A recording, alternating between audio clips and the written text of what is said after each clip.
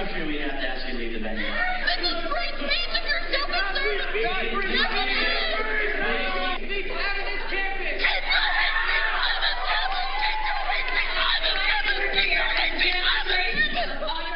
Okay, my last question.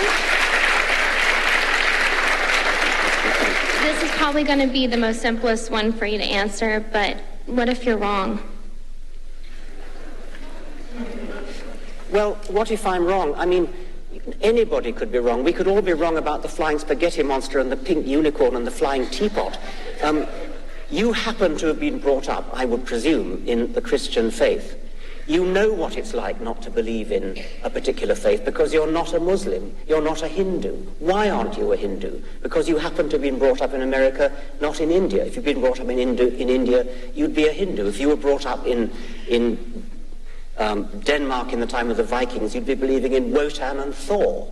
If you were brought up in classical Greece, you'd be believing in Zeus. If you were brought up in Central Africa, you'd be believing in the great Juju up the mountain. There's no particular reason to pick on the Judeo-Christian God in which, by the sheerest accident, you happen to have been brought up and ask me the question, what if I'm wrong? What if you're wrong about the great Juju at the bottom of the sea? I got a few, Bob, yeah. Okay, you support Trump?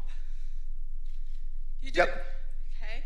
I was one of the first endorsers, public endorsers of President Trump. What are you guys going to do when our ocean level rises? Thank you for asking that question. I have the answer, though. No, let me finish. I have the answer. Let me finish. Well, thank you for the question. Yeah. Okay. For the first time on Earth, we're changing the gas. Now you're full of shit. Sit down. I'm going to answer you. I'm going to answer. Just Dad. shut up and sit down. No way. Sit down. No. I got to finish my question. I'm going to answer global warming.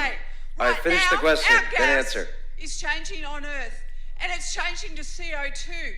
What do you people with the money, what are you doing about this? Because I'm going to tell you right now. No, I've got children. I've got 21, 23-year-old children. And what's their future with you people with money? If that were really true, which you believe, and let's just for a moment say that it is true, that means that the best scenario vis-a-vis global warming is about 10 feet raising water. That's the best scenario over the next 40, 50 years. That's the best scenario. The worst scenario is about 100 feet. But let's just take the 10 feet.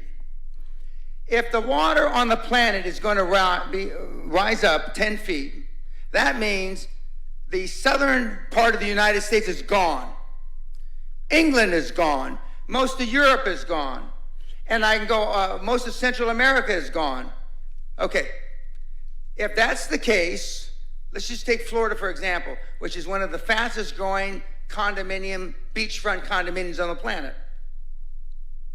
In the prospectus, when you invest, there should be, in the footnotes, if global warming is for real, they won't put it that way, global warming happens and water rises 10 feet, this investment you made is fuck all.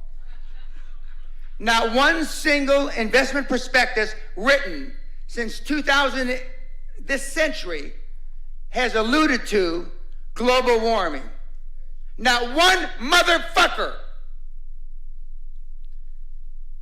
If it were really true, the banks wouldn't invest. The banks wouldn't finance. Not one motherfucking condominium.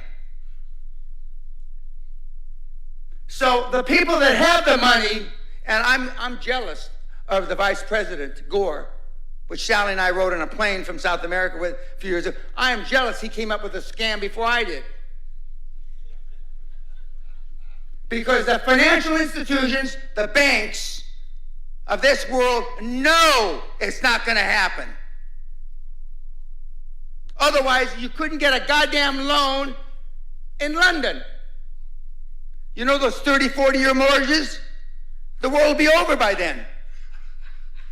Is Barclays Bank going to give you a motherfucking loan? With the greatest respect, ma'am, it's the greatest fraud that's been perpetrated on mankind this century.